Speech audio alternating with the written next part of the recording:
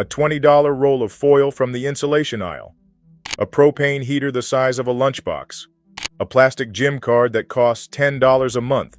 Nobody would look twice at any of them. Yet every single one has been banned, restricted, or written out of a rule book somewhere in America. And tonight, in Walmart lots from Flagstaff, Arizona to a gravel pullout in the Nevada desert, people living in vans, old RVs, and the family minivan will use all three anyway. Some of them chose this life. A lot of them didn't. Either way, when something actually works, people who depend on it to survive don't give it up for an ordinance, a fine, or a sign bolted to a light pole. Today, we're counting down 15 van life inventions that worked so well the rule makers came after them. Fair warning, some of these are things you can buy at a hardware store, and some are systems people built out of nothing, which out here is its own kind of invention. Some of these bans made sense. A few of them probably saved lives. But at least one of them changed what it means to be poor in America, and we're saving it for last. Because if you have ever spent a single night sleeping in a vehicle, by choice or because there was nowhere else to go, number 1 is personal. Number 15, dark window tint. Now, any trucker watching already knows this fight, but for a van dweller, it was never about glare. It's about not being seen at all. A van is a metal box, and in a Phoenix summer, that box becomes an oven, so dark tint cuts the heat, kills the glare, and gives a person a little dignity because nobody wants strangers watching them eat dinner off a camp stove in a parking lot. Ask the night shift nurse sleeping in her Honda between doubles at the hospital what that privacy is worth. But the law had other ideas. Nearly every state sets a limit on how much light your front windows must let through, and in some states that number is 70%, which is barely a tint at all. The reasoning was officer safety, being able to see inside a vehicle on a traffic stop. Fair enough. But drive through Quartzsite, Arizona in January, where thousands of van dwellers and snowbird retirees gather in the desert, and you'll see windows dark as welding glass on half the rigs out there. Ask the owners about the tickets, and they'll shrug and tell you a fine costs less than a heat stroke. Tint kept the sun out. This next invention kept the whole world out, and it costs about $20 at a hardware store. Number 14, Reflectix window panels. Walk down the insulation aisle of any Home Depot, and you'll find rolls of silver bubble foil meant for water heaters and attic ducts. Van dwellers figured out that foil cut to the exact shape of a window does 3 jobs at once. It bounces summer heat back out, it holds winter heat in, and at night it makes a lit interior completely invisible from the street. For someone sleeping in a Chevy Astro on a residential block, that last part is everything. But police departments figured it out too. In cities with vehicle habitation ordinances, officers learned to treat covered windows as probable evidence that someone is living inside, and in places like Los Angeles and San Diego, those silver panels went from insulation to incrimination, so people adapted. Black fabric backing on the foil, panels cut a half-inch small so they sit invisible inside the frame. The cat and mouse game continues every night in every city on the West Coast, and that brings us to the invention those panels were protecting. Number 13, the windowless cargo van. The plain white Ford Econoline, the Chevy Express, the gray Ram ProMaster with a ladder rack on top. To everyone walking past, it's a plumber's van. Inside, there's a bed, a cooler, a little shelf of books, and a human being sound asleep. Some of them are traveling by choice. Plenty are working full-time jobs and simply priced out of rent. And the van is the only thing standing between a paycheck and a shelter bed. The stealth build was the single smartest idea this life ever produced, because it solved the one problem money can't fix, which is being noticed. A camper with graphics and an awning gets the knock at midnight. A work van gets ignored for days. But cities caught on. Dozens of municipalities passed ordinances making it illegal to use any vehicle for human habitation on a public street. And some wrote the laws so broadly that a blanket and a pillow on the back seat could count as evidence. The stealth van rolled right on through. Tradesman stickers, a couple of orange cones on the dash, and a person inside sleeping the sleep of somebody who has learned to be invisible. Staying hidden was one battle. Staying warm in that metal box in January was another one entirely. Number 12, the Buddy propane heater. That little red and black heater is probably the most common single object in American vehicle dwelling. It screws onto a 1-pound propane bottle. It has a low oxygen sensor that shuts it down before the air goes bad, a tip-over switch that kills the flame if it falls, and on a 15-degree night in a Denver parking lot, it is the difference between sleeping and shivering until dawn. For a man who lost his apartment in November, that heater is not camping gear. It's the furnace. But regulators never fully trusted an open flame in a closed space. Massachusetts restricted indoor rated models for years, Canada put its own limits on the bigger units, and nearly every campground and shelter posts rules against running one while you sleep. The warnings aren't fiction. Unvented heat in a sealed vehicle has killed people, and carbon monoxide doesn't give second chances. Yet every winter, tens of thousands of those little heaters glow behind foil-covered windows across the country, cracked window on one side, detector on the dash, because the cold out there is a certainty and the risk in here is managed. Managed, but never gone. Which is why the smart money moved to this next machine. Number 11, the cheap diesel heater. Somewhere around 2015, van dwellers discovered that the Chinese factories building knockoffs of expensive German diesel furnaces would sell direct for around $150. A little metal box bolted through the floor, sipping fuel from a small tank, blowing dry, ducted heat all night while the exhaust runs safely outside the vehicle. All-night warmth on less than a liter of diesel. For people living through northern winters on wheels, it was the biggest upgrade in a generation. But none of those bargain units carried proper safety certification, and the rule book noticed. Insurance companies denied claims when uncertified heaters were involved in fires. Some ferry operators and inspection regimes in other countries refuse vehicles carrying them, and forums fill up with stories of installs that failed inspection. It changed nothing on the ground. Go stand in a snowy trailhead lot in Montana at 6 in the morning and listen. That soft ticking hum coming from under the vans around you is the sound of $150 beating winter. Number 10, for the traditionalists, the tiny wood stove. Some van and bus dwellers went the old way, a miniature cast iron or steel stove the size of a bread box, a chimney pipe through the roof, and a wood fire crackling inside a vehicle while snow piles up outside. Free fuel lying on the ground in every forest, dry, radiant heat, and a kind of comfort no fan heater ever produced. But almost no insurance company on earth will touch a self-installed wood stove in a vehicle, and one claim adjuster's photograph of that chimney can void an entire policy.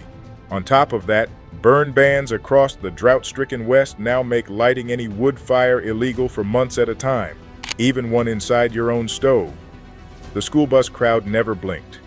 Walk through a bus dweller gathering in the Ozarks in October and you'll see a dozen thin chimneys leaking cedar smoke into the cold air, owners fully aware that the paperwork stopped covering them years ago.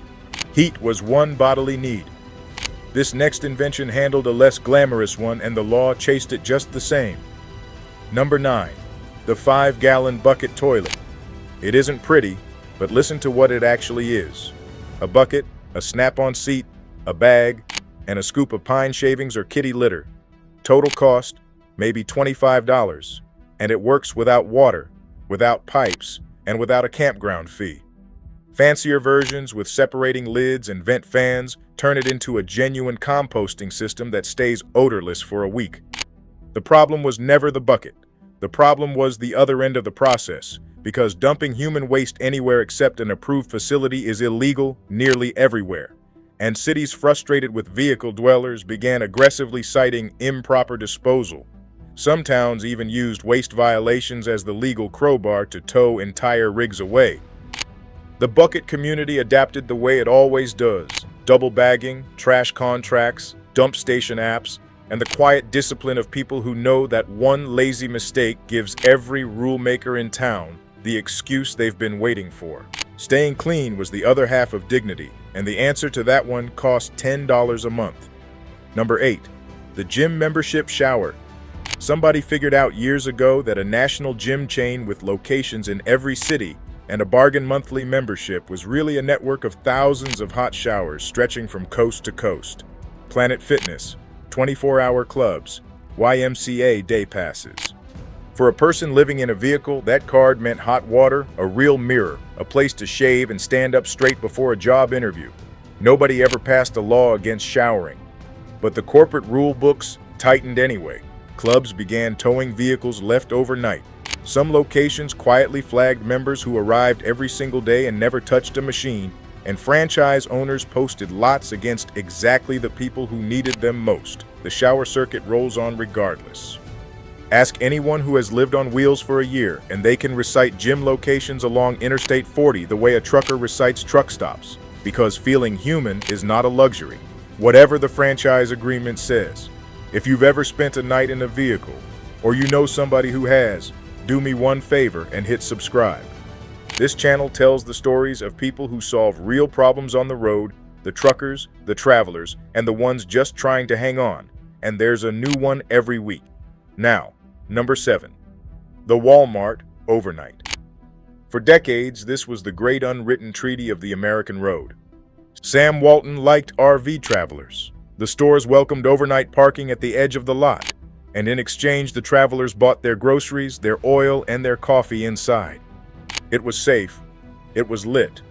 There were bathrooms until midnight, and on any given night the back row of a Walmart lot in Amarillo held retirees in motorhomes parked next to a family riding out the worst year of their lives in a minivan. Everybody behaved because everybody needed it to last, but it didn't last. City councils began passing ordinances banning overnight parking on private commercial lots, some driven by complaints, some by the simple desire to push poverty somewhere out of sight. And one by one the signs went up, and stores that had welcomed travelers for 30 years started sending security around at 2 in the morning. Plenty of stores still allow it where the law lets them, and the faithful still call ahead and ask the manager politely. But the treaty is broken, and every van dweller in America knows it. Now, before we count down the final 6, one honest note. There are things about this life I genuinely cannot walk through on YouTube. The specific stuff about where to park without getting the knock, how to handle it when the knock comes anyway, and how people keep themselves off the radar entirely. Spelling that out here would get this video pulled, so I put all of it in the Van Life Savings Manual instead, along with the exact monthly budget breakdowns people are using to live this life on Social Security alone. Whether you're planning for it, already living it, or you love somebody who is, the link is in the description below, or just scan the QR code on your screen. Number 6. The Rest Area Nap. Think about what a highway rest area is actually for. It exists so that tired drivers stop driving. Every safety campaign for 50 years has begged drowsy drivers to pull over and sleep, and yet more than a dozen states post signs at those same rest areas banning overnight parking or limiting stays to 2 or 3 hours, and troopers work the lots after midnight tapping on windows. The rules were written to keep rest areas from becoming campgrounds and to move homeless vehicle dwellers along. But the contradiction is plain enough that even the officers feel it. A man who has been driving since dawn is told he cannot sleep at the rest stop and must instead drive on, tired, in the dark, to somewhere else. Van dwellers learned the workaround generations of truckers taught them. Sit in the driver's seat, recline it, and legally speaking, you're a resting motorist, not a camper. The nap continues, one reclined seat at a time, up and down every interstate in the country. Number 5. The Free Camping Map. In the old days, the best overnight spots were passed along by word of mouth around a fire. Then came the apps and websites where travelers pin free camping coordinates for everyone. Every gravel pullout, every quiet forest road, every legal city street, complete with reviews and cell signal reports. It was the headlight flash of the van world, a communication system built by the travelers themselves, and it made the road safer and cheaper for everyone on it. But it worked too well.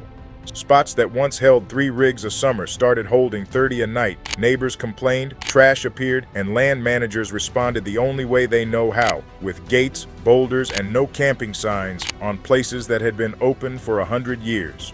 Whole beloved areas outside Sedona and Moab closed for restoration. The apps are still running and the pins keep dropping, but the old-timers now guard their best spots the way a fisherman guards a honey hole, off the map, shared only face-to-face, the way it used to be. And those closures lead straight into number 4, the 14-day boondock. Across the American West lie hundreds of millions of acres of public land, and on most of it, any citizen may camp for free for up to 14 days before moving along. Van dwellers turned that rule into a way of life. 2 weeks in the desert outside Quartzsite, 2 weeks in a national forest in Colorado, moving with the seasons like the herds used to. It costs nothing. It harms nobody who treats the land right, and for people on small pensions, it made retirement outdoors possible. But as housing costs pushed more people onto the land, enforcement hardened. Rangers began logging license plates, measuring the exact miles a rig moved, and closing overused areas entirely, shrinking the map year by year. The 14-day nomads adjust their loops and keep rolling because that land belongs to them as much as it belongs to anyone, and a citizen camped on his own country's public ground is the oldest American tradition there is. Number 3. The mail forwarding address. You cannot live nowhere, not on paper. Banks demand a residential address. Driver's licenses demand one. Insurance, voting, Medicare, all of it assumes a house you don't have. So an industry of mail forwarding services grew up, especially in South Dakota and Texas, giving full-time travelers a legal street address, scanning their letters, and letting a person be a resident of a state they drive through twice a year. It worked beautifully for decades, but after federal banking rules tightened, banks began flagging thousands of those addresses, freezing accounts because a customer's official home was a mail warehouse in Sioux Falls, and some agencies started refusing the addresses outright. The nomads and the services fought back, adjusted, found compliant paths, and kept their citizenship intact.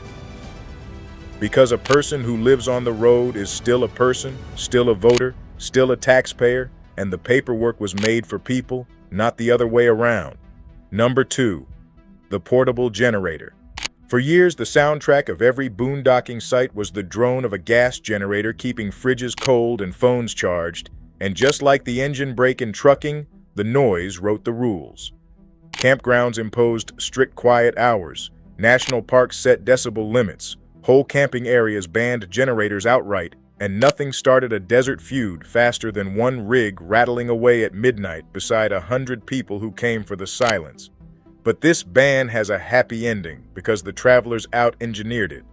Solar panels flat on the roof, big lithium batteries under the bed, and suddenly the same power flows silently from the sun. The generator ban didn't defeat van dwellers. It pushed them into becoming some of the most energy self-sufficient people in the country, running fridges, laptops, and heater fans off sunlight in places 40 miles from the nearest outlet. The old gas units still ride along in bumper cargo boxes as backup for cloudy weeks, but the desert at night belongs to the quiet ones now. And that brings us to number 1, sleeping. Not a gadget, not an accessory from a catalog. The simple act of closing your eyes at night inside a vehicle that you own, parked legally, bothering no one. For over a century, the car was the last rung on the American ladder, the thing between a person and the pavement. Lose the job, lose the house, and the old Buick or the family minivan became the bedroom. And from that bedroom, people worked their way back up.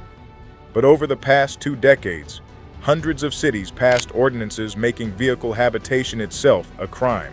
And in June of 2024, the Supreme Court ruled in Grants Pass versus Johnson that cities may ban and punish sleeping in public even when a person has nowhere else to go. Not drinking, not littering, not trespassing, sleeping. The one thing no human being can choose not to do. And so tonight, across this country, nurses working 2 jobs, veterans on fixed pensions, and families 1 paycheck past bad luck will pull the foil panels into the windows, recline the seats, and break the law by resting. They are not criminals. They are the latest generation of a very old American story. People with wheels under them and nowhere they're allowed to stop.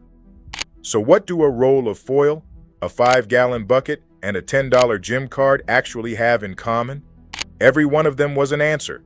Somebody cold, hot, dirty, exhausted, or scared came up with a fix that cost almost nothing and worked almost perfectly. And only then did the rules show up, written mostly by people who have never once slept in a parking lot praying nobody knocks. A few of those rules deserve to exist, Nobody defends dumping waste in a creek, and an uncertified heater really can burn a rig to the frame. The rest are being quietly ignored tonight, behind foil-covered windows and reclined seats from Maine to California, by people who know exactly what these things are worth. If you've lived any part of this life, tell us in the comments which of these you still use and which band made you shake your head the hardest. And there's a video on your screen right now about the classic vans and RVs they simply don't build anymore and why they stopped. Click it, and I'll see you out there.